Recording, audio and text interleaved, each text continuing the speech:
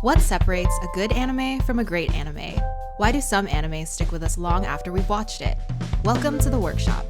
I'm Emily. And I'm Kris. We're two friends from high school and now aspiring writers. And in this podcast, we discuss and deconstruct storytelling elements in some of our favorite animes.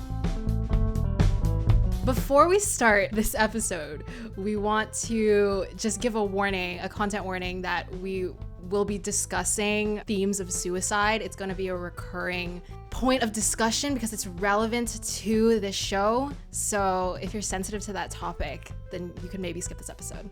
That is all. Thank you. Today in the workshop, we will be talking about Bungo Stray Dogs, the 2016 anime series coming out from the creative kitchen of the folks over at Bowen's Animation Studio. Packed with supernatural action, noir-esque mystery, and quite a few deeper themes, we'll be breaking down our thoughts today on season 1 of the show in today's podcast episode. So, the story follows an 18-year-old named Atsushi Nakajima. One day, after being kicked out of his orphanage and struggling to get by, he sees a man trying to drown himself in a river and saves him. He learns that the man is named Osamu Dazai, and he is a detective with the Armed Detective Agency, a group of private investigators with supernatural abilities. Soon realizing that Atsushi is gifted himself, he joins Dazai and the detective agency as they solve mysteries around Yokohama until eventually they find themselves embroiled with the city's most dangerous supernatural crime group, the Port Mafia. The Port Mafia? Dun, dun, dun. All right. So we will start off with our overall impressions as we do. We're going to give a spoiler warning. We will be talking about the entirety of season 1. Our overall impressions will be spoiler free. We'll talk about the show as a whole, how we felt about it, and then we'll be talking about the writing. And if you haven't seen Bungo and you want to, you might want to hop out at that point. So yeah, let's get started. I will start with my overall impressions. I have a lot to say about this show, so I'll probably be rambling a little bit because I'm still wrapping my head around the show. There are a lot of interesting ideas here, I think.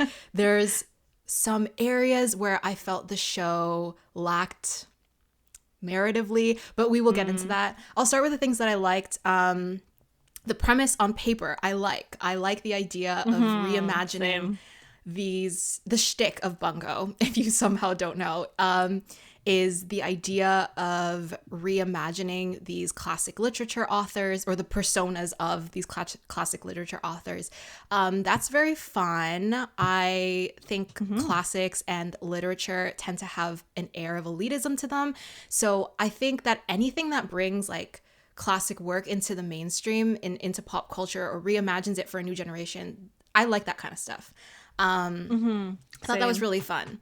I liked the tonal balance of the show. I think the comedy is genuinely comedic. I think it's refreshing. I like that the protagonist, Atsushi, is more of an introverted, shyish type of character who feels like he has to grow into himself a little bit more. He's not that sort of shouty protagonist that we see from shonen. Not that this is a shonen because the characters are a little older, which I like, but also he felt a little bit stagnant for me because he's so passive and he doesn't really have any like motivations that are driving him forward in any significant way, you know? Yeah, I agree.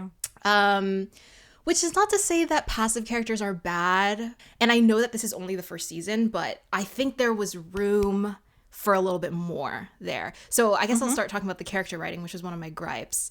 You could say that found family is a big theme in this show, but I don't think it was even explored that much. I think there was room to meditate maybe like on the sense of belonging that Atsushi is striving for, or like that theme of found family a bit more, or just anything. It doesn't even have to be that. It just meditate on anything, sir. Give me anything. It was a little bit lacking. The fight scenes were also, I think, lacking for me personally, like lacking emotional stakes because even if they're like, they tried sometimes, but it felt underdeveloped or a little bit shallow sometimes because characters are underdeveloped. Yes. There was something that was holding me back from feeling super invested about the show. And I do think a big part of that is you have this huge sweeping cast, right? It's many characters. Massive. And that's already really difficult to manage. And so every character, with the exception of Dazai, feels very one note. Like every character can be like, doesn't feel like there's much beyond the surface. Had some gripes with the world building as well. It uses a soft magic system, which is fine. A soft magic system is when your magic system doesn't have any rules. So it's kind of like anything goes. Yeah, that's fine. But because the magic system is so soft, like anything can happen. And so the fight scenes weren't particularly interesting for me to watch because we've said this so many times, but fight scenes don't have to be like he just regenerated a limb. Like, no problem.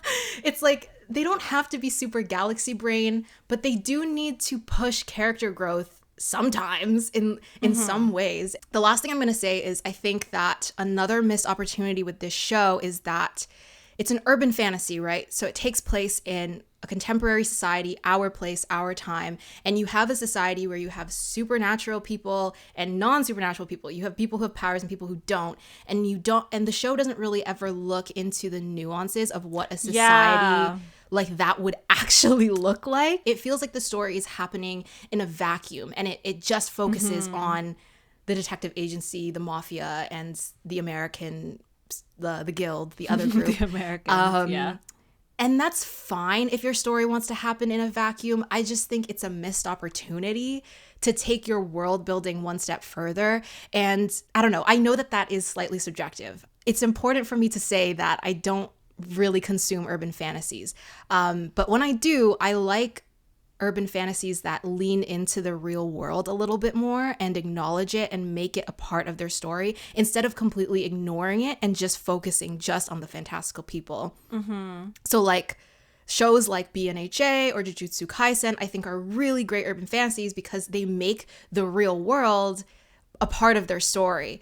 I don't think it's just a subjective take. I think that a lot of the objective benefits of using urban fantasy or like operating within the genre of urban fantasy is that you can benefit from those more realistic connections that you're able to make. I actually had it in my overall impressions too. Like I said the world building seemed a bit lazy because I gathered little to no information from the interactions or the scenes about like, I didn't even know what time period we were in. Like, the NPCs were like hoodies that people would wear in the 21st century.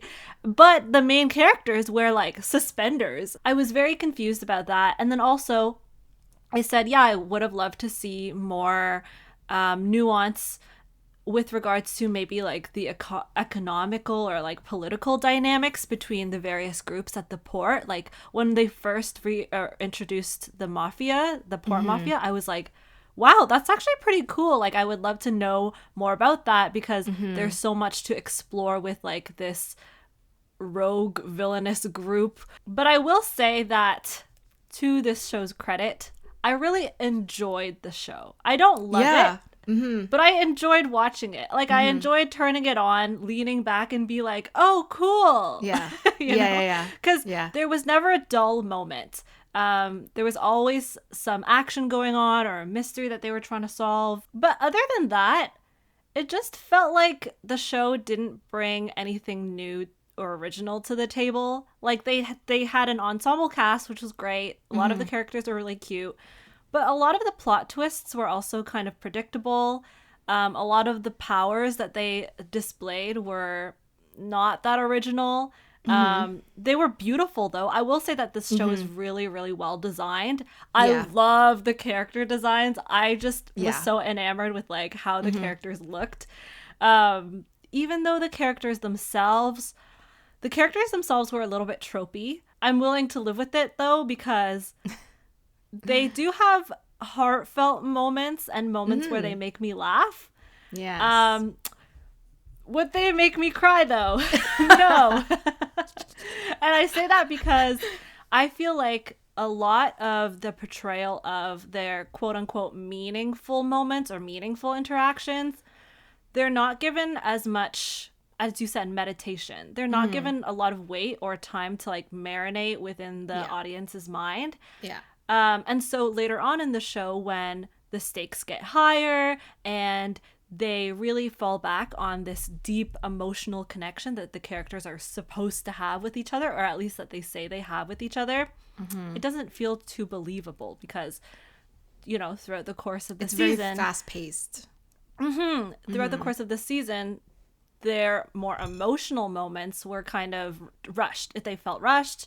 And on the topic of pacing, I feel a love-hate relationship with this show's pacing, because sometimes I think they like hit it out of the ballpark. Their pacing is awesome. And other times it feels like things are way too rushed. So for example, I really enjoyed episodes 8 to 9, which we'll talk about later. I won't spoil, but that was the episode about Kunikida, when they really have time to, you know, slow down and spend more time on various plot devices and conversations between the characters. And then they have other episodes like episode 5 where you just like know that the writers went in and they were like, yeah, we're gonna spend this episode just, you know, introducing this new character and his abilities. Okay, that's it, that's the itinerary. And then they craft that's the show, what's on the like, agenda. craft an episode around it.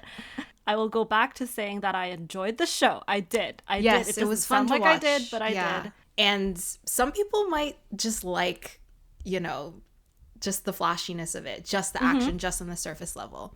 And I think a lot of people do because it's a very popular show, and that's totally fine. Let's get started with the writing analysis. Okay. Episodes 1 to 4. So Yeah. I really liked the exposition. I really liked the ideas that are first presented. They are really new and different and original. I like this part. It opens up with this scene of Atsushi literally dying of starvation. Yeah. And he's like, oh, like, should I die? Should I steal? I don't know. Yeah, you know? yeah. So it was like very unconventional. It kind of like shocked you. And then we meet our second lead, Dazai. And, you know, he comes out of the river. Well, he's saved by Atsushi from the river. And we find out it's because he's trying to commit suicide. Yeah. Now, I have stuff to say about that, but we'll stick to the writing first. But it was just a really interesting way of introducing your main two leads. And it makes you wonder, like, oh, what conditions drove them to being here? It's kind of like dropping the reader or the audience in the middle of this conflict that's already occurring. The opening of this show is really good. I liked it. The tone is immediately set to kind of have like a dark comedy vibe. It goes back to what I was saying earlier about how I felt like the comedy was well timed and it worked to show you an aspect of these characters' personalities. I talked a lot about Atsushi kind of being this like passive type protagonist who like doesn't have these like screamy type motivations to like achieve his dreams, because he's just a character who's just trying to survive. He kind of gets pulled into the events of the detective agency kind of unwittingly, and like he's kind of enticed by something as simple as just like a monetary reward. Like he's just kind of like Haruhi in Ouran High School Host Club. Yeah, I just think the idea of him being like a broke, starving 18-year-old kid who's just like, I want nothing to do with you. Oh, but you're gonna pay me? Okay, I'm here. Like, I was just like, that's kind of funny, kind of believable. One of the first people, I guess like one of the first fights that we see is Dazai fighting, and his power is basically that he can like nullify other people's powers. So he's basically Eraserhead. I wrote in my notes, I was like, Dazai fighting with his hands in his pockets, flashbacks to Spike Spiegel. Oh no, he's hot. And that's how I felt about episode 1. Okay, I'll talk about Atsushi for a little bit and what I thought about his character. I take a little bit of an issue with his backstory. And his backstory is not, you know, anything like...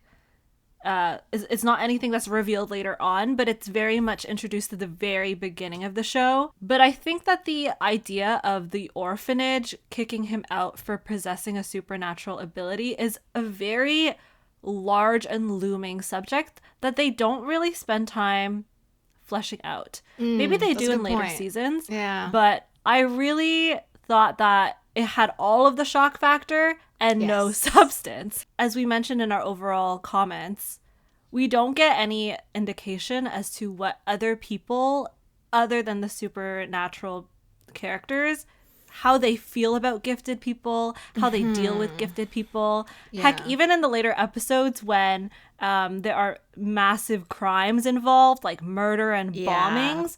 Yeah, the lots police of bombs in this show. The characters are like, oh, like, the police are so incompetent, we'll just do it ourselves.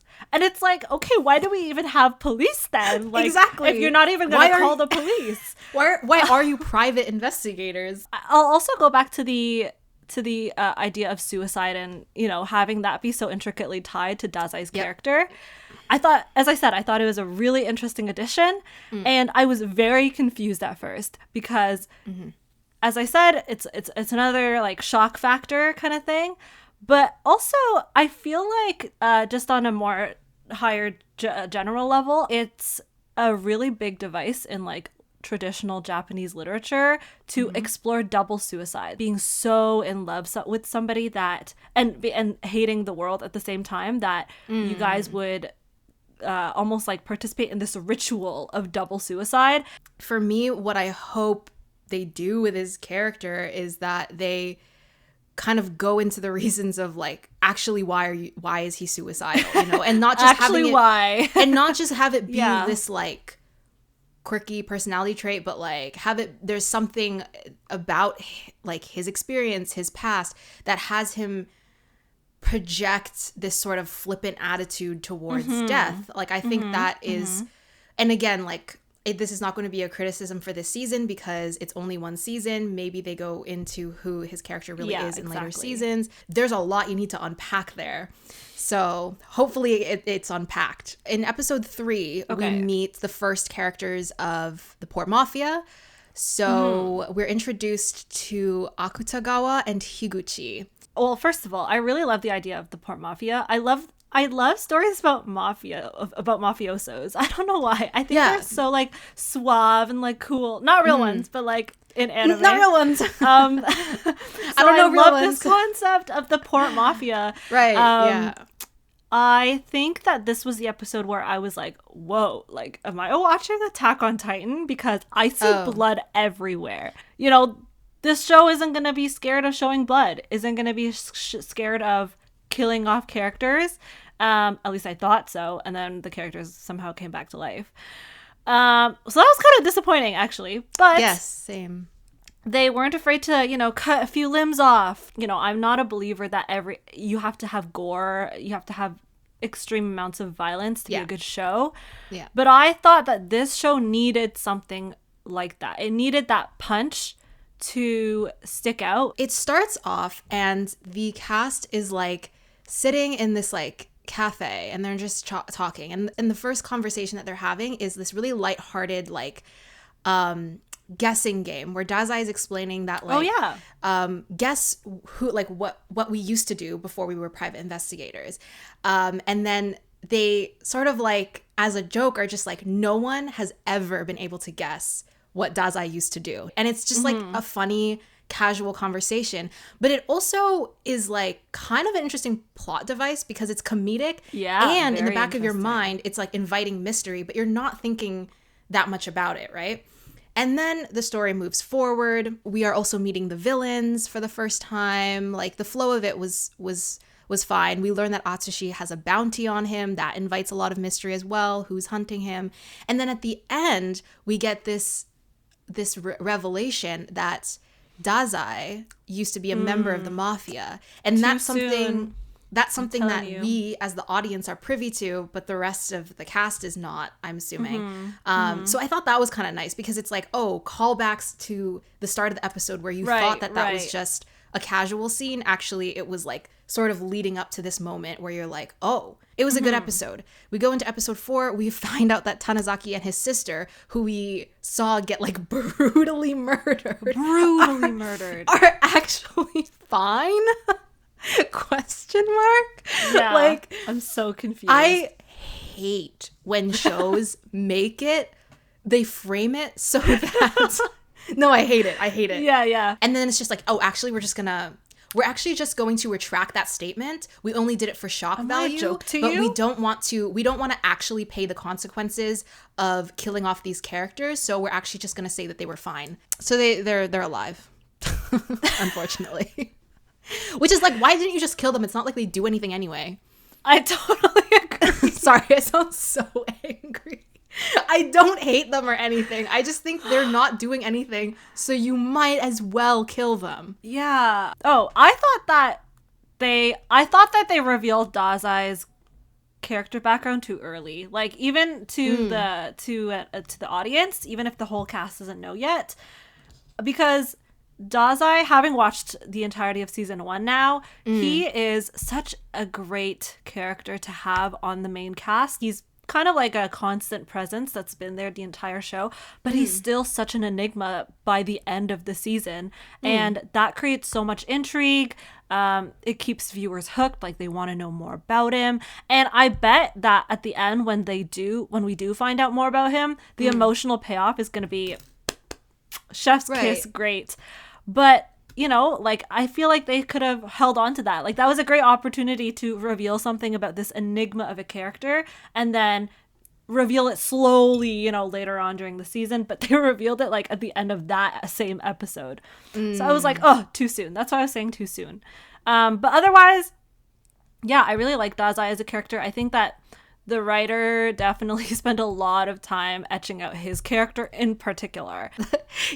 When you watch a show and you're like, that is the writer's favorite. Oh, yeah. Because, like, it's just like, you can tell this one was developed and none of the rest of the kids were. I'm going to disagree on him revealing Dazai's backstory too soon, because the way that I interpreted it was that, for me, it was kind of like waiting for the other shoe to drop, where it's like, it's a constant point of tension. It's in the back of your mind and you're like, this is going to unravel at some point. And it's kind of like the author is like holding this bomb and you're like, you don't really know when it's going to go off, but you know that it's there. You see how vicious this group is. And so you're trying to balance that in your mind constantly with how much of an idiot Dazai is, and like just how nonchalant and like jokey he is. At first, when we first meet Akutagawa, I was like, why? Like, he doesn't even do anything. Like, he's made out to be this really vicious and very dangerous character. And you know how they introduced him? They took out a Polaroid photo of him and they were like, watch out for this guy. He is very vicious and dangerous. Yeah.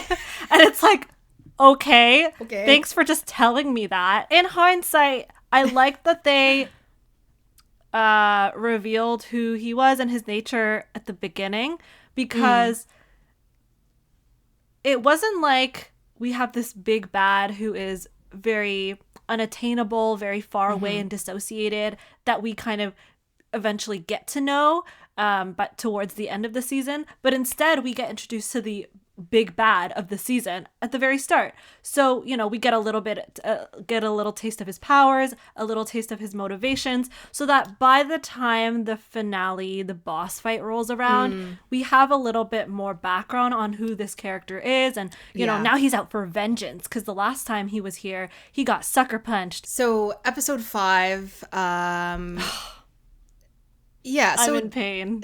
Episode 5. This episode basically just serves to introduce another detective agency member named Rampo. They get called out on this case or something. And the police don't even like them. They show up and they're like, go home. Right. And that's an interesting dynamic, because missed opportunities. There's so many missed opportunities.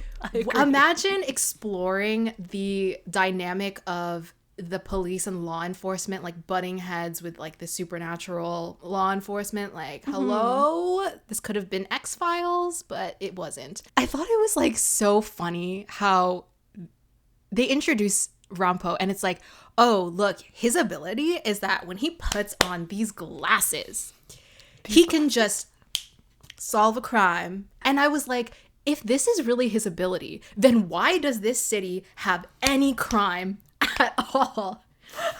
Because you make something as easy as this, and it's like, I have so many questions now. Yeah. And then in the end, it turns out that actually he doesn't even have, that's not even a supernatural ability. He's just smart. He's just a smart guy. Maybe this is supposed to be a more lighthearted episode, but I was like, no substance. I felt nothing. I feel like this is just a thought I had right now, but maybe they were just trying to incorporate too much. Like, this whole show is revolves around the idea of your characters in the anime being based on real people, or, you know, paying homage to their work, other works, right? Because the idea itself of a Sherlock type character is really cool to me. I love this idea of a guy with no powers who just is able to deduce things based on deductive reasoning. Yeah. And that idea in and of itself is great enough to warrant a whole show like Sherlock. But it just felt like the writer was like, I want that. Let me take it, compress, and put it into a 20-minute episode. It was like the murder wasn't even important, you know? That's the inevitable challenge with when you're trying to do Monster of the Week at the start, is like, you want to write contained stories, right? I don't really think that the murder had to tie into the main story, but it had to progress something more than just like, he's a smart guy. Is there something here that could tie she was literally just watching the whole time. Yeah, he was just sitting there being like, wow, so he's smart. I want to talk about episodes 6 and 7. Yep. I don't know how you feel about these, but I really loved these 2 episodes. I thought that Kunikita's character at first was very tropey. I really didn't like his character because he was like your typical glasses flashing every time he pulls it up character. But I liked that we were able to peel back the layers on this character for these 2 episodes. I like that we explored themes of guilt, because there's this whole storyline about how Kunikita feels guilty for being involved in some way with an incident a few years back that resulted in the death of the father of this kid that he's now like adopted into the agency, because he feels a sense of guilt. And, you know, there's also some romantic interest involved as well, so I thought that was really interesting. I do think it's a product of having 2 entire episodes to flesh out this one storyline. They were able to spend a lot more time on certain ideas that they wanted to emphasize, and you can tell that they really paid attention to detail. I guess I do like that it starts, that like episode 6 just kind of starts off with like a Port Mafia case, and you're just like, okay, it's about the Port Mafia, and then it ties into this like Azure Messenger mysterious figure, and then we learn, and that unravels, and it's like, oh, there's a past there, there's a story there. I like that kind of flow of events. I like this particular sequence that happens in episode 7 where the Azure Messenger basically sends them a bomb threat, and it's like a really polite bomb threat. It's like, I planted a bomb, please disarm it. And it's like, thanks, sincerely, Azure Messenger. Like, it's like, okay, love that. But I like that sequence where they're like in the car, and then Atsushi, Dazai, and Kunikita all get phone calls at the same time from different people. It's just well shot. Yeah, and I like that they were kind of like playing with some style there, you know? Like, they were adding some flair to that scene. Exactly. Like, I thought that was fun. It was that creepy. that really stood out to me. I liked how every small discovery triggered something else, triggered a bigger problem, or recalled back to something we had already learned, until it reaches this like culmination, this climax in that abandoned hospital. I felt like it was structured. It had a clear direction in which it was going. I'm not a fan of the final reveal, but I will say that essentially what happens at the end is that the young boy and the woman who is actually behind it, they kill and shoot each other. I liked that Kunikita really loses his cool in that moment. We are able to spend some time talking about why that is, and I like the exchange that Dazai and Kunikita have afterwards, just exploring this idea of like living long enough to see yourself become the villain. And I don't know if that's something that they're going to explore in later seasons, but I like that it was brought up because it makes the audience think about, okay, like what happens if Kunikida did let vengeance consume him and did let, guilt consume his thoughts and his actions. Like it was effective at breaking away from the mold that this show had made and carved for itself so far into the season, and setting up really interesting questions for future seasons as well. I just felt like at the end, like the plot twist was like just a little bit, I don't know, it just the plot it just didn't really land for me. Dazai and Kunikida are like talking, and they're kind of just like it was like a moment where it's like, okay, the characters are talking, but I can tell it's the writer talking. It's like it felt like a writer's room speech that wasn't earned, where it was like, I get the thematic exposition you're trying to go for, this idea of like what is right and wrong with ideals and everything, but they were just like literally screaming out those words. I see. And I was like, I agree.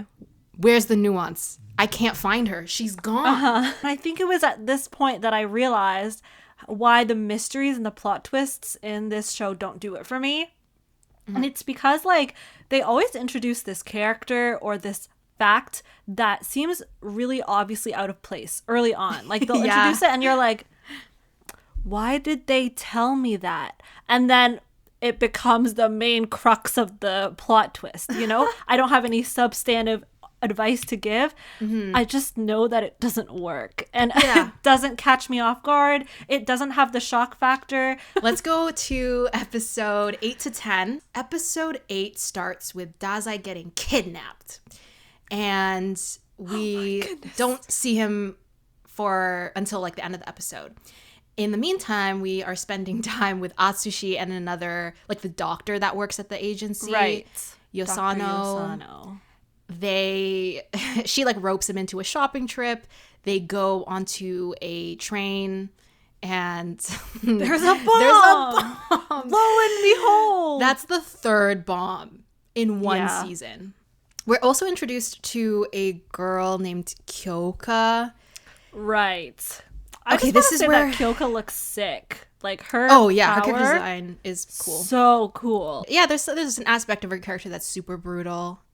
Because she's obviously being used as an assassin by the Port Mafia. So, this is where my undercooked character writing comes in again, because I kind of felt like Atsushi was like, where does he need a training arc? Like, because he's just like constantly That's what I said. He's constantly getting put into these fights, and it's like, but are you learning things? Are you learning how to use your abilities? Because the emotional crux of this fight is that he starts fighting this girl. She starts in this like very like almost like creepy doll-like way where she's like, I've killed 35 people. I'm a killer. I will kill you. And then like 2 seconds later, she's like, you know what? Actually, I don't want to be a bad guy.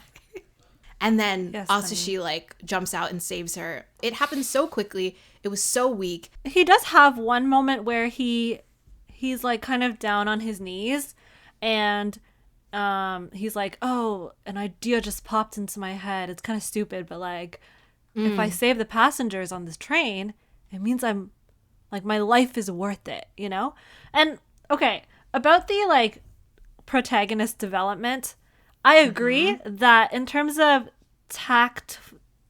technicalities and like practical usage of his abilities, nothing. He goes from 0 to 100 real fast with no steps in between. And I don't understand any of it, and I hate it. But the emotional development of his character is done a little bit better. I think that you can see where the writer tries to, develop him in that way. Like to somebody, somebody else, it's probably a really basic idea to think, oh yeah, like it's good to save people, and like, yeah, like I do deserve to live.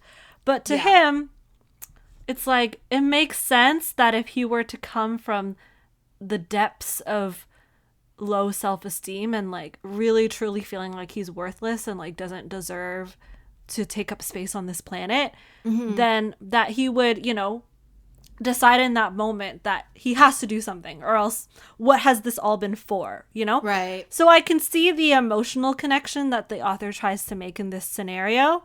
I think my biggest gripe was just like, I felt like Kyoka was like a switch, and it just happened so quickly. I think it could have been a little bit more effective if maybe she converts because she sees Atsushi save her, and she's just really like moved by the fact that a person that she's trying to kill would actually try to save her, or something like that. We see more of Kyoka's character in the next episode. I will say I was all about this like pseudo date episode, and because Kyoka had like spent her whole life as an orphan in one part of her life, and then as like a mafia tool in the other part, she hasn't been able to experience things. So she was like, Ferris wheel and ice cream. That's super cute.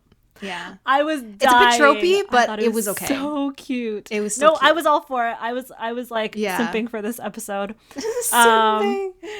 I really liked it. I thought it was really cute. That's the thing that this show does well, I find. This show does well in portraying, you know, kind of like very traditionally very cutesy, heartwarming, and funny comedic scenes and moments. But then Atsushi also kind of relates, he kind of relates him saving Kyoka or like taking her under his wing in the same way that Dazai kind of did, right? And so you're kind of creating, there's a kind of this theme of like mentor and mentee, and that sort of dynamic that is re-explored towards the end of the season as well. Yeah. With Akutagawa's character, where we learn some stuff about his past relationship with Dazai. The mentor-mentee relationship, but specifically in the context of believing in somebody who you have no reason to believe in. I want to talk about like the other half of this episode where we basically see that Dazai he's like being held prisoner by the Port Mafia. And I really like this scene where Akutagawa comes up to Dazai, and Dazai's like all locked up or whatever, and they're having this like interaction, and I think that his interactions with the Port Mafia are effective because you can tell that there's a lot of history there, and that they don't give you everything all at once. The main takeaway that we get from them is that Dazai used to be Akutagawa's like mentor in some way. So cool. Like that's kind of something that's festering with Akutagawa, is his past mentor relationship with Dazai. There's something there that he feels insecure about, especially in relation to Dazai now taking a new mentee in Atsushi, and Dazai specifically saying that Atsushi is better than Akutagawa. Yeah. So there's some interesting tension that's being built there, and some interesting layers being added to Dazai's character, Akutagawa's character, and Atsushi's character, all in the span of like one conversation, which I thought was good. Yeah, and because the idea of Dazai's past with the Port Mafia is such a thing of mystery, I like that you're able to glean small hints of what that past relationship was like from their small interactions, and also because we've gotten to know Dazai as a certain kind of character. And now we're trying to like mentally visualize Dazai as a character and Akutagawa as a character together. Yeah. Like how does that work, you know? Yeah. It's a lot of intrigue. And then also I like that we also get insight into why Akutagawa is so out to get Atsushi, apart from just the bounty and right, apart it's from not the money. just bounty. But there is now a personal history and a personal vendetta involved. Which raises the stakes, frankly. Yeah. So that's cool. We could talk about Atsushi and versus Akutagawa. So why is Akutagawa out here calling everyone weak? Like, Atsushi is clearly not weak, you know? Yeah. Yes, he doesn't know how to use his abilities. Does he all of a sudden learn how to use his abilities without any training? Yes. So you can't call that weak, you know? Like, this guy's owning your butt. Yeah. I was a little pissed off by that. Okay, so you just built up Kyoka as this amazing character. Now you're just going to fling her to the side, and then she's going to be fine by the end of the fight. It's like, okay. Anyways, we'll talk about that later. The reason that it's just I feel so lukewarm about it is because I feel lukewarm about everything that has been building up to this moment. Like, Yeah. I don't know. It's not really one specific thing. It's just like my general feelings about the show as a whole. But it was fun to watch. It was really fun to watch. Listen, we Yeah. are only nitpicky because we focus on the narrative aspect. Yeah. And the narrative aspect wasn't great. Yeah, it was. But oh man. It wasn't bad, but it was just like. Akutagawa's like abilities look Right. sick. You know? Yeah. Like Yeah. the fact that they can be so dangerous and so fast. This show has an aesthetic. We're just not aesthetic experts, so that's why we're It's just dragging not. it It's just so not much. my aesthetic. But it has. Yeah, it right, has right. an aesthetic. So episode 11, we talk about some more characters that we had met earlier on, Higuchi and Kenji, I believe that's his name was. And then we yes. also get introduced to the guild members from America. The idea of like creating this like whole other organization for the American authors. I like Right. that. Like, Yeah, especially as same. someone who, like, I don't even think you need to have like deep literature like knowledge, but like it is just objectively kind of cool to see, you know, F. Scott Fitzgerald, Lucy Maud Montgomery. So in this episode, a significant portion of it is dedicated to Higuchi acting out because Akutagawa got seriously injured in his fight. So he's kind of like in a hospital bed. And I have a lot to say about Higuchi just being an Akutagawa simp. I think that if you are going to have a character that is just blindly following another character who, to us, is a violent murderer, it's just kind of like, You gotta explain that.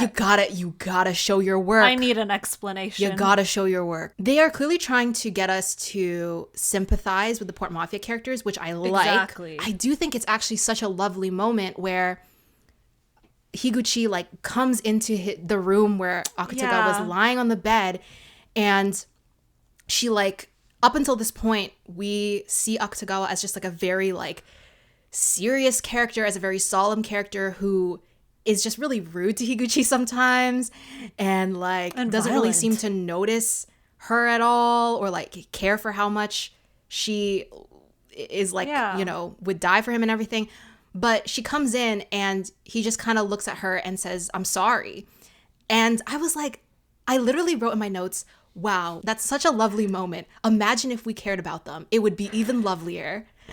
I just felt like we were rushing to that plot point. We were rushing to the emotional catharsis without Yeah. fully laying all the appropriate groundwork. I'm sorry. I'm not going to sympathize with Akutagawa just because you make a woman fall for him. Like, that doesn't make me sympathize for him, okay? I actually really enjoyed that sequence of them seemingly casting Higuchi aside because she wasn't as powerful as her Right. as her counterpart. And then in her most crucial and dire moments coming to aid her because we're like under your command. So we're Right. here for you. We're loyal to you. Yes, yeah. I wish that I could have learned more about why they had that change of heart because it seemed very sudden. It was. But I like the premise of it, the overall Yeah. premise. I thought it was The very... ideas were there. The ideas execution were was there. not. So Yes. the final episode. All right, I got to talk right. about the title Go of this ahead, Chris. episode. So Go ahead, Chris. episode 12, we are like officially introduced to the leader of the guild, which is the American organized crime group. And the title of this episode, and the leader is F. Scott Fitzgerald. The title of this episode is Born Back Ceaselessly into the Past. I was like, I don't even like the show that much, but I kind of tingled at the call out, which is obviously a reference to the ending line of The Great Gatsby. I love that. And so we beat on, boats against the current. Yes. I loved it. There's this overarching idea of like a mysterious urban legend like guild that's like rich AF, and, you know, they kind of are like shrouded in mystery and everything. I think that idea is interesting, but I don't know. Like the way they came in was just like a little bit random. I don't know. How did you feel about it? They were like, oh my gosh, this mysterious guild who's very powerful and rich. Oh, look, they're outside right now coming in from a helicopter. Let's go say hi. And it's like, what? How convenient It has of you. the same energy as them as episode 3 where they were like, look at this Polaroid of a violent murderer. And then he Oh, shows look, up. there he is. Oh, look, Let's there go he is. fight him. Okay, I thought that the premise of the way that they came into the show was a little bit convoluted. Maybe I'm just dumb. So we learned that the guild was the one that placed the bounty on Atsushi, on the were-tiger, and they used it. They just did it just to make the Port Mafia attack the agency because they want the agency's gifted business permit to essentially buy them out. Can someone explain to me what that means first? And we didn't even hear the words gifted business permit until this episode. If that's going to be the culmination of your whole entire season, your whole entire mystery, maybe tell me how important a gifted business permit is, like, a little bit earlier. They were like, sorry, we can't sell it to you because, like, we are for the people. We don't work for the filthy rich. Right, but, like, you are literally a sector of the human population who is gifted. You have something that humans don't have that you could easily extort. So what is stopping you from doing that? Oh, the goodness of your heart? And then also the fight scene that happens in this episode. With Lucy? With Lucy. Okay. Convoluted, but I liked that part. I thought it was introduced when Kenji gets into the elevator with them. He comes out and he's gone, you know? Right. I thought because it sets up these characters as characters like on another level. You can't even explain how their gifts work because you can't even see them in action. They move so fast. I think half of the fun for me came from the idea of being able to identify parts of the original author that they were trying to work in, because I think one of the main things that called us, at least to this series, was the idea that like they're going to be using real life authors and incorporating little tidbits about them into the show, and they delivered. Like I was like, Anne of Green Gables is all about an orphan. Like Atsushi. I was making those connections and I was like, I'm having fun. So, I really like that premise. I also like that there are a few moments where we are made to believe that Atsushi either loses or is ready to give up. Because at this point, I don't know, I'm still confused because sometimes he seems really, really competent and other times he doesn't. And I believe it when he doesn't, because he is a rookie and he does have all of these feelings of inadequacy and like he doesn't know what's going on.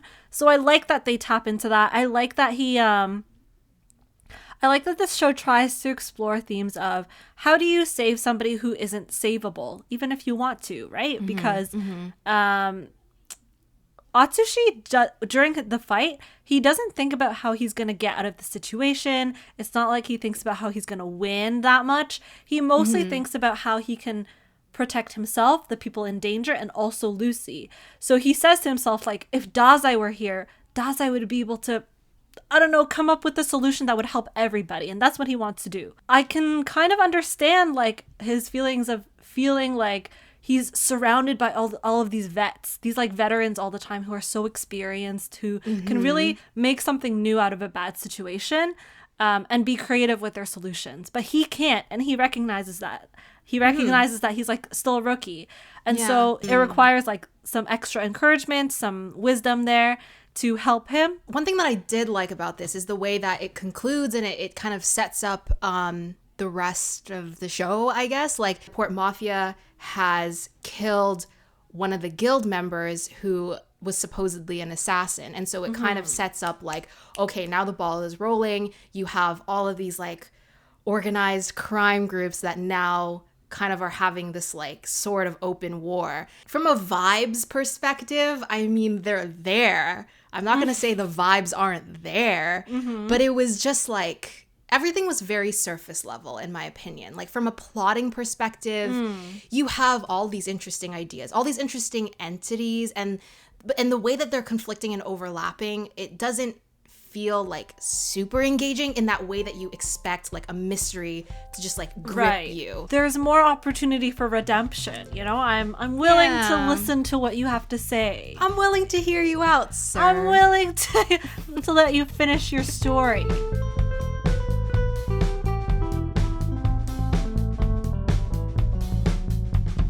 So, for the next segment on the pod, we like to do the Bechdel test. This was a test that was devised by a cartoonist named Alison Bechdel. It's a measure of female representation in any given piece of media. It is comprised of 3 simple questions.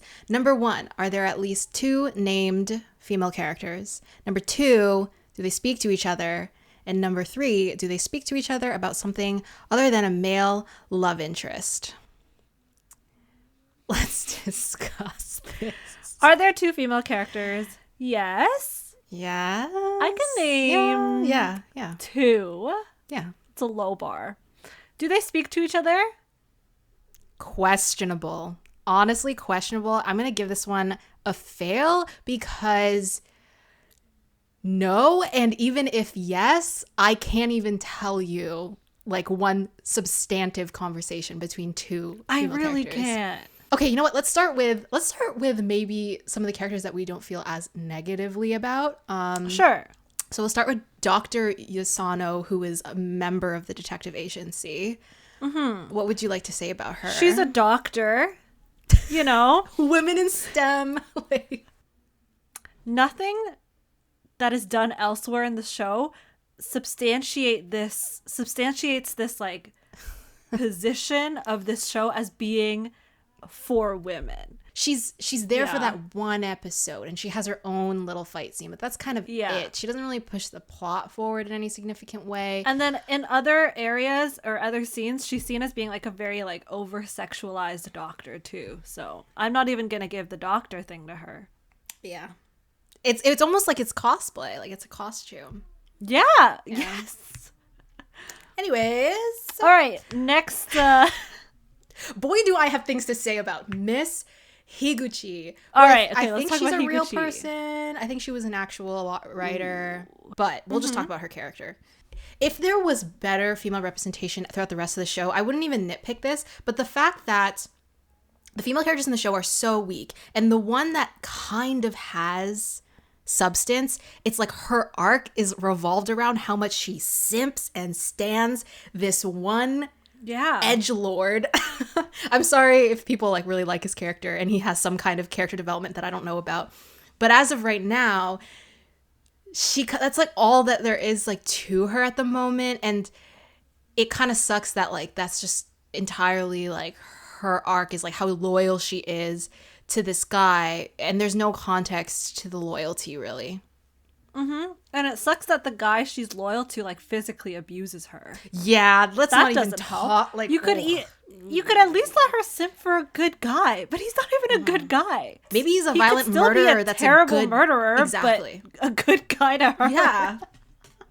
At least that would make sense. I'm not saying we're not condoning that kind of behavior, but it would make more sense, you know? All the female characters in the show are either like over-sexualized, they're like so insignificant, they are portrayed as like kind of crazy, or they are Higuchi, who's just like super loyal to a murderer and a mean person. Okay, I feel like there's this thing where women, when you're trying to like kill them slowly, you like choke them to death, but you don't really do that to like other characters.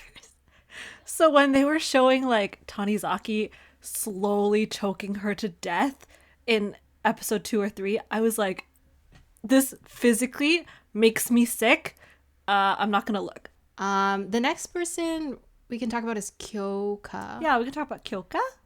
I like Kyoka. Yeah, she's a child, so like immediately you're kind of endeared to her because she's a kid and like she's in this like really tough situation. I don't know, like Kyoka was just like, yeah, she was average, I would say. Like I think we kind of pointed out earlier, but like they immediately put her in a maid outfit and I was like, okay, I get it, it's supposed to be cute, but also she's a child, so I'm just gonna So that just makes you like kind of uncomfortable because it's like there are connotations to that cosplay, and you're gonna put it on your literal child character. Weird to me. Super weird to me. And if I could also say something about the agency, why are all of the clerical and administrative characters women in pencil skirts? Why? When you make it so blatant, yeah, it's like, are you even trying? yeah. And I think like you can't even use the excuse of like, oh, but we're just like using like the like real personas of real people. There are like female Japanese writers, guys. Like it's I don't know. It is such a missed opportunity. Let's talk about what I consider to be the gravest sin in this show, which is Naomi's character. Yes. She's the sister of Tanizaki, who is like another person at the agency. And I kid you not, her entire character is that she flirts with her brother. That's it. That's all. They said incest. They said incest in the first 2 episodes. They said incest. And they didn't even give her powers. Yeah, I get it. It's like a trope.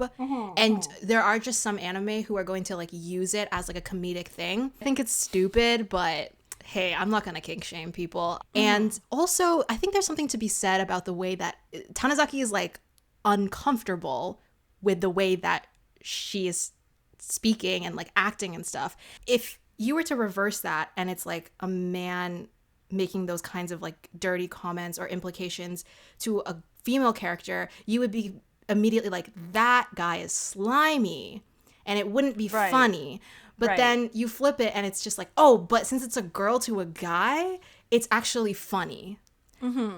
Right. How does that this work? Like very skewed fantasy of just girls like falling over themselves for you to the point where you hate it. The fact that it's like they didn't even use NPC women characters. They used the only women characters, Dr. Yosano and Naomi, the only 2 women characters at the agency to do that. And it's like, okay, so you just ruined all the women at the agency for me. That's a good point. Like, it's one thing if it's like, oh, you want to have a couple scenes like that with some like background characters, like and stuff, like just as like set pieces essentially for your main characters. But okay, where's the substance for your named female characters then? There is none.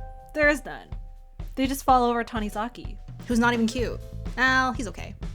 He's all right. I wouldn't fawn over but that's not the point. That's not the point. Like, literally, that's not the point.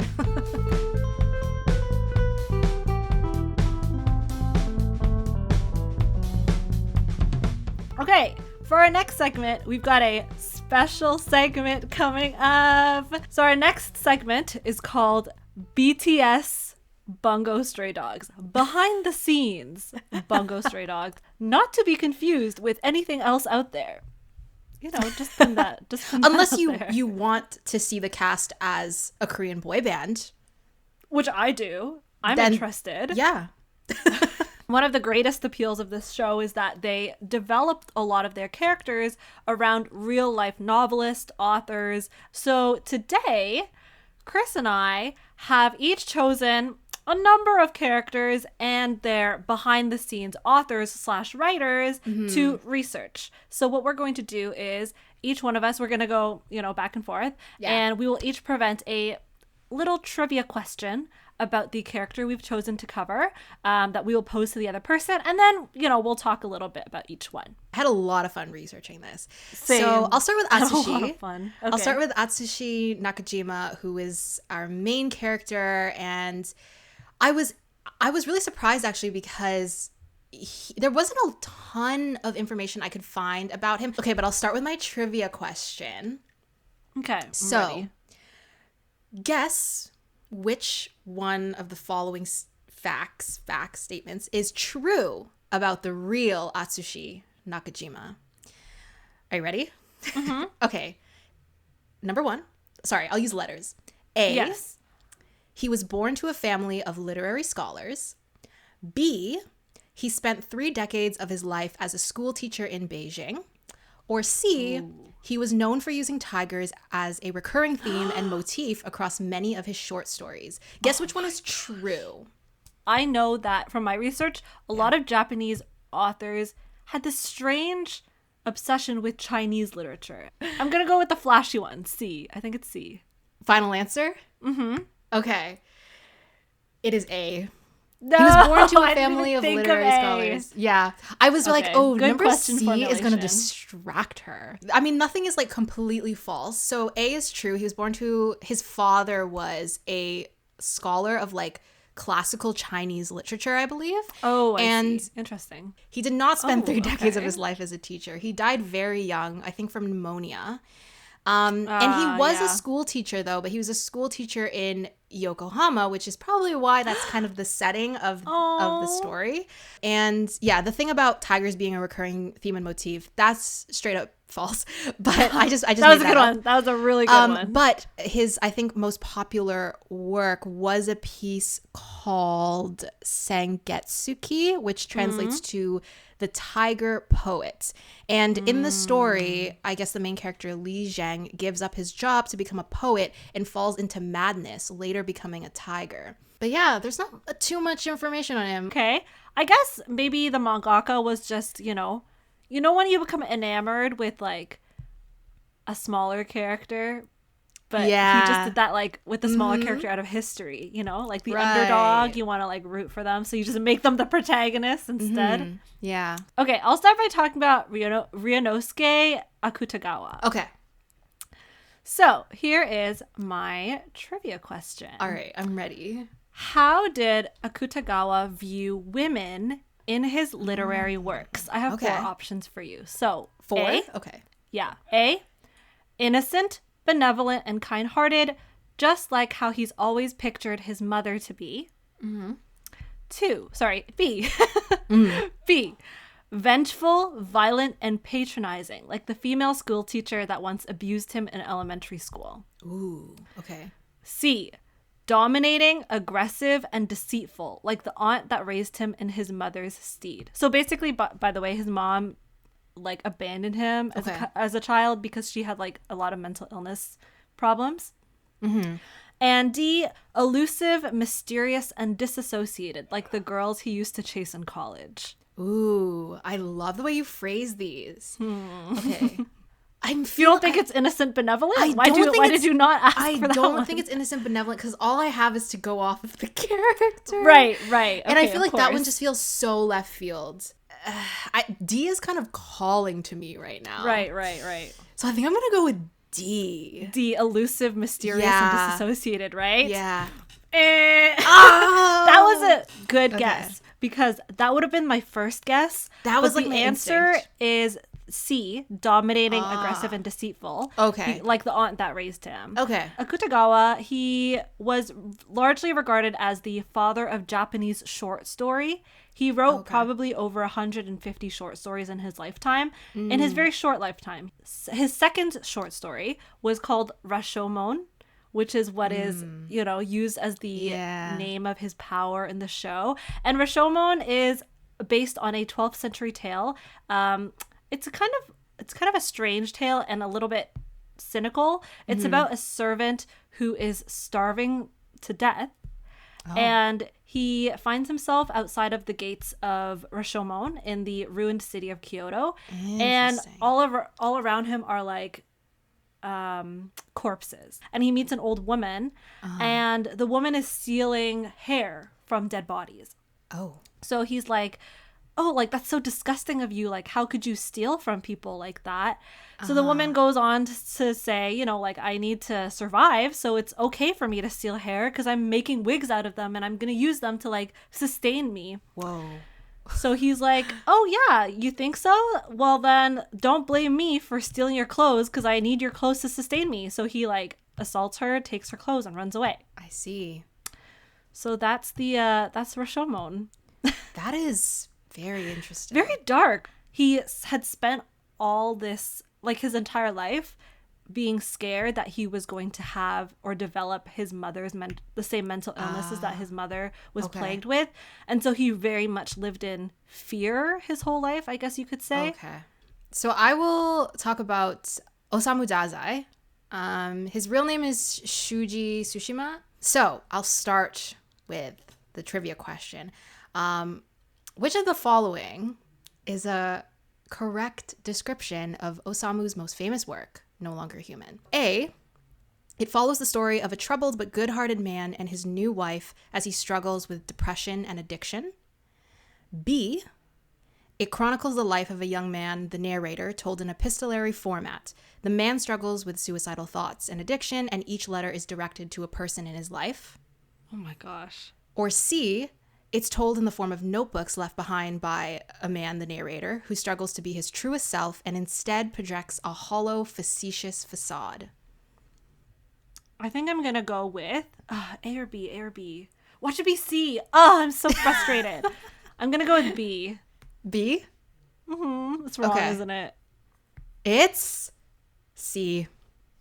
Oh my goodness. Yeah. So what's interesting is that Osamu died shortly after writing No Longer Human, and he died by double suicide, Really? drowning himself in a river with a woman. So a lot of people apparently interpreted No Longer Human as almost like his will, like each notebook kind of like represents, I think, a point in this man's life, and the character is someone who struggles to be his authentic self. And so Right. apparently Osamu's writing was very like it kind of was like dark and wry almost, but he was also known for having like a comedic aspect to his writing as well. Suicide was obviously a recurring theme in his work. He attempted suicide many, many times. Because he's such like a literary giant, he's such a figure, I think, Yeah. when you think of like writers in Japan. So that sort of like the grandness of his persona, I think, is also kind of reflected in the characterization of Dazai's character in Bungo. Yeah, I think reading about how much he struggled with suicidal thoughts, how many times in his life he tried to commit suicide, and it made me almost like, I don't know, like I felt really unsettled just like thinking about like sort of how his persona is being portrayed, I guess, in this show. Not that I completely disagree with it, because maybe the way that Japanese audiences will perceive that is going to be different. But yeah, I really felt bad reading about how much he struggled with like addiction and all that. So next I'll talk about Doppo Kunikida, Yeah. who did not die of suicide. He did die early because of tuberculosis. Number one, he grew up in rural Japan with his mother and her samurai class husband. Okay. Number two, he went through 3 marriages and had exactly 1 child out of each of those marriages. Or number 3, he suffered from vision loss after getting blinded by a flash bomb while in the army. So which one is true? Which about one is him? true? Okay. I'm gonna go Kunikida. with truth is A. Samurai family? Come on, girl. Okay, yes. Yeah, you got it. Oh, okay, yay. Okay, that was like such a shot in the dark. So Doppo Kunikida, the author, he Yeah. wrote a lot of novels, and he was especially known for his romantic poetry. Fun fact, he was interested in Western democracy and Oh. developed a defiant attitude to the school administration, and because of that he was expelled. Wow, he was a rebel. His ideals. Because he was a fan of Western democracy. Interesting. Who was Yeah. president of the United States at that time? I couldn't tell you. He began We're a Canadian, private... by the way. Don't Yes. we're not like stupid. We're just Canadian. When him and his family moved to Tokyo, he met his future wife Nobuka Sasaki, which is the female character in the Azure. Oh, yeah, Messenger. Sasaki, yeah. Against her parents' wishes, Nobuko's mother actually encouraged her to commit suicide rather than to marry Doppo. Oh my god. Isn't that just so like whack? But they got a divorce because he was having heavy financial issues, so they got a divorce. His first anthology, I believe, of his poems was collected into this, collection called Doppo Gin.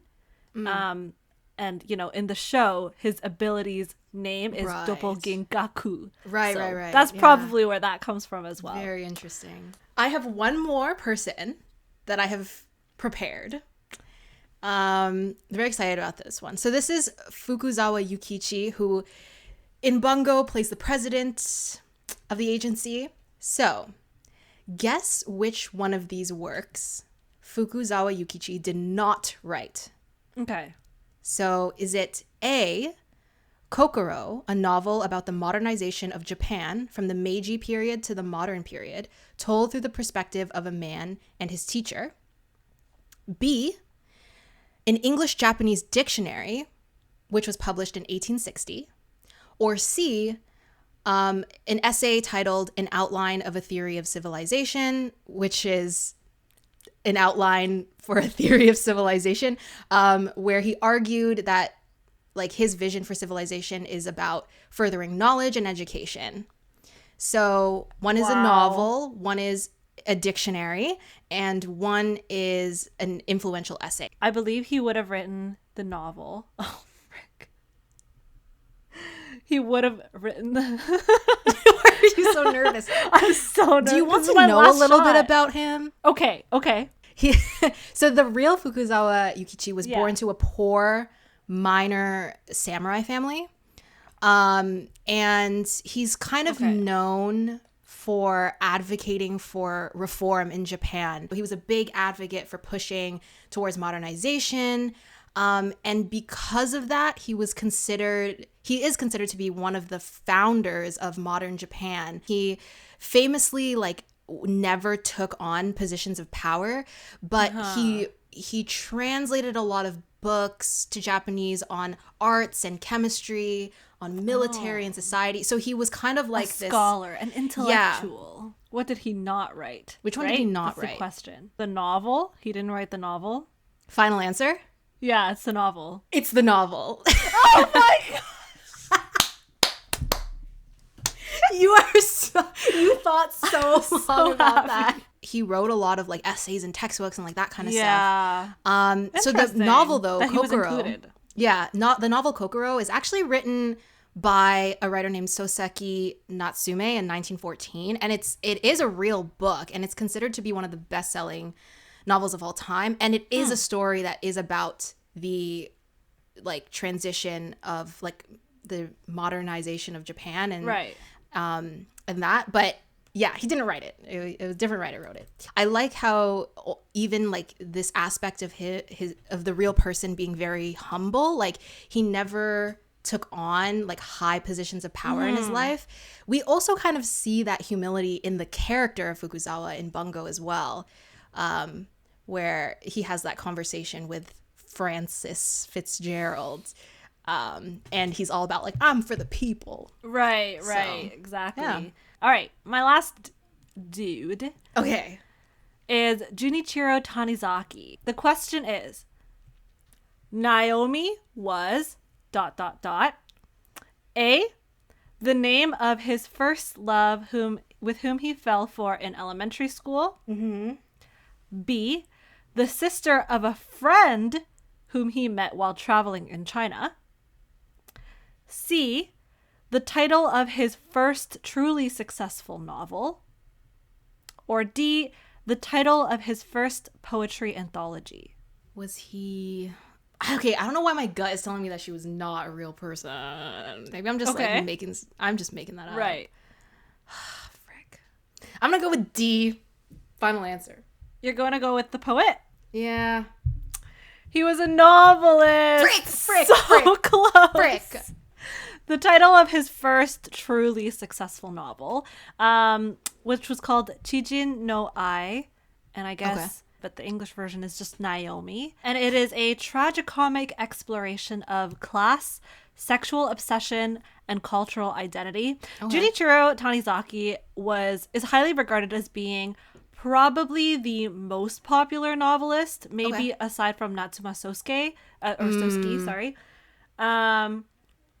And a lot of his works revolved around sexuality, destructive erotic obsessions and cultural identity. And his masterpiece was known as Sasameyuki, which is translated literally into a light snowfall. That was considered his greatest work. I see. It's a detailed characterization of 4 wealthy daughters who see their life slipping away in the early years of World War II. And yeah, it's pretty cool because his power in the show is called a light snow. Yeah. And fun fact, there was a highly publicized dispute between Tanizaki and Akutagawa. And this is a question that I would like to pose to you as well. Over the question of what is more important, structure or lyricism? So that was their debate. Yeah, Akutagawa argued that structure, how the story was told, was more important than the content or plot, and Tanizaki argued the opposite. And you are not allowed to pick a in-between answer. You have to choose I'm going to go with Akutagawa. Same. Yeah. Actually, I agree. Because I can read about anything if the narrative voice is there. I recently read The Song of Achilles by Madeline Miller. This is literally just Homer's Iliad, which is like, it's like a classic Greek work. I knew you were going to talk about this book at some point. Would you feel the same way if The Song of Achilles had not the backing of Greek mythology, which is, in and of itself, interesting and substantive content? That's a really good point. Could you read a really well-narrated novel about watching grass grow? But like, I think I don't know. It's just like, it's so hypothetical. I could have never cared about these characters in the way that it's portrayed simply in an epic Greek poem. But when you frame it in this way of this like Bildungsroman, quiet, epic love story, then suddenly it's a completely different, my relationship with the characters is completely different. And I think the fact that you don't resonate with traditional stories of Greek mythology is a testament to that, because I think Greek mythology is really interesting, but I too also don't have an affinity towards any of the writing, right? This is a fun segment. I had a good time. And I was able to squeeze in shut up talking about this freaking book.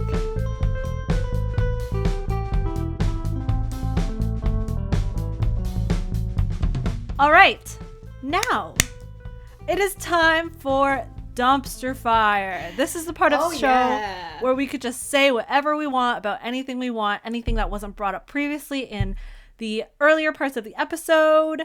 I just want to talk. Okay, actually, I just want to. What do you start every Dumpster Fire like that? I just want to say that the way Kirishima holds out his. Is there anything like slightly intellectual that we wanted to talk about in Dumpster Fire? Number one, tell me you know who Dazai's VA is. Oh my gosh, is it Tamaki? Tamaki's VA? Stop. Is it? I'm gonna freak out. Is it Tamaki's VA? Yes. Tell me. Oh my god. Dazai is played by Miyano Mamoru. I'm so glad that was so surprising for you. Yeah.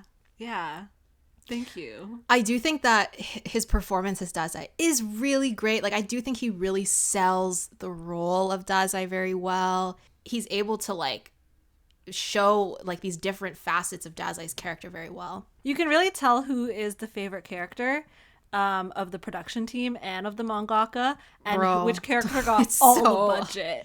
He got so much. His first shot is this, like, beautiful sweeping shot where he's like, my name is Dazai. I was like, oh, it's that kind of show.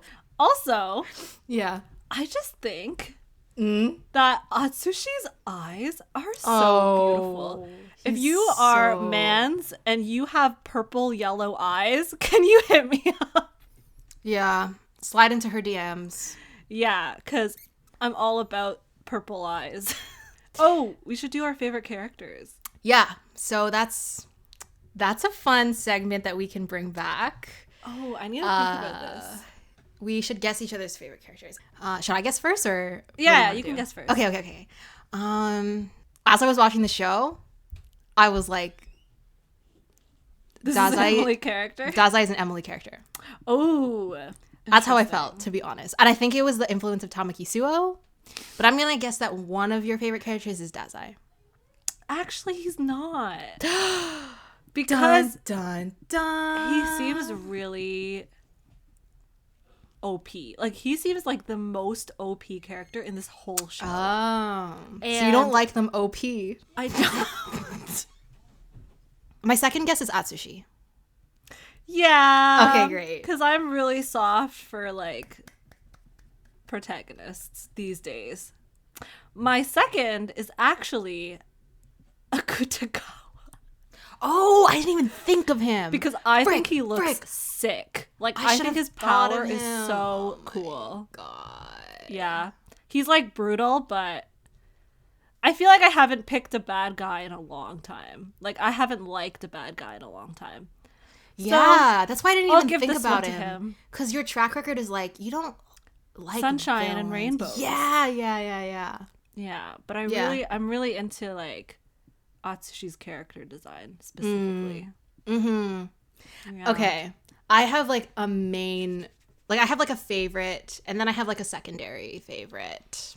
I could see you liking Dazai. I can't see you liking Kunikita or Tanizaki. Do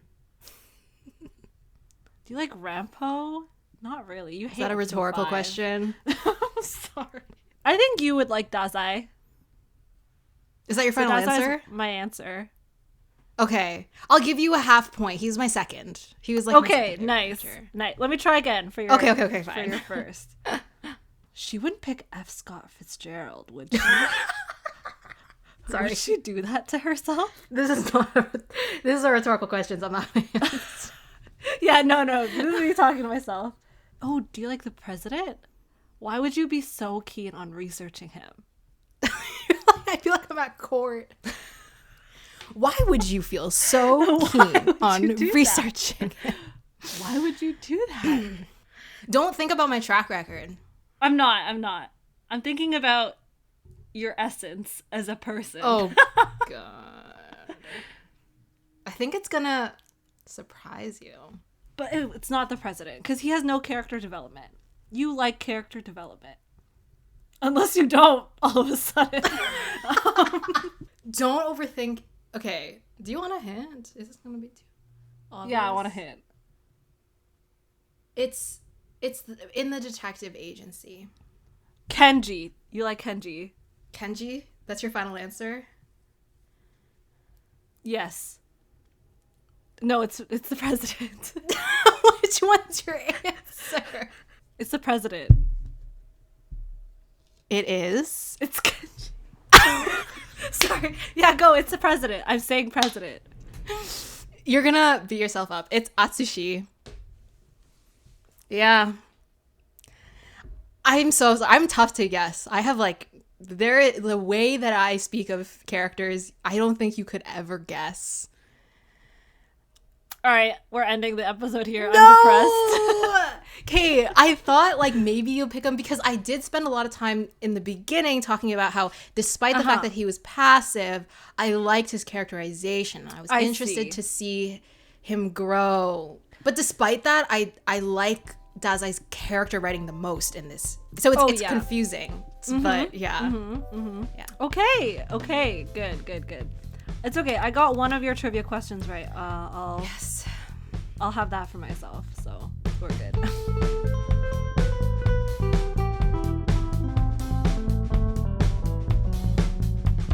Okay, rating. Okay. I will go first. I'm gonna give this show. Oh my gosh, this is hard. I'm gonna choose to be generous today. I'm gonna round up. I'm gonna give it a 3. 3 Atsushi's belts out of 5. I'm choosing Atsushi's belts because in his character design, it kind of looks like a tail, and it like kind of goes with the were tiger theme. I'm gonna give it a 3. The reason I said I was gonna round up was because in my heart it's like a 2.5, to be honest. Like, I thought that narratively it was like lacking, but it's not like super compelling to me. It didn't have a strong aesthetic that I was attached to. But I mean, if you were to ask me whether or not I enjoyed it, at the end of the day, I would say for what it was fun to watch, but it didn't blow me away. I'm also gonna give it 3 bombs. Oh, nice. Yeah, I found it entertaining. It was really flashy, as I said, and it looked good. The characters look good. The premise is good. And I also want to be generous because, like, it's like there's good ideas there. You just have to spend a little bit more time fleshing each of them out, creating emotional impact leading up to those moments. And I'm looking forward to watching the later seasons. But from the first season, I just didn't feel like they brought anything new to the table of seinen or shonen anime. Action, I feel like mystery, I had seen what are you? all of these done better. So I wasn't sure, what they were trying to accomplish here, other than tell this really flashy story, and I still don't know where we're headed. That being said, it was still a good quality anime. I think it's on the better side than a lot of what's out there. So, it's popular for a reason. Exactly. It is popular. We can respect that. Yeah. So I'll give it some leeway, some grace there. Thank you for making it this far in the episode. We know it wasn't easy, but we appreciate it. You can find us on Spotify. You can find us on YouTube, Google Podcasts, Apple Podcasts at The Workshop. You can also follow us on Twitter at Into the Workshop as well. And we look forward to seeing you guys next time. Bye. Bye-bye.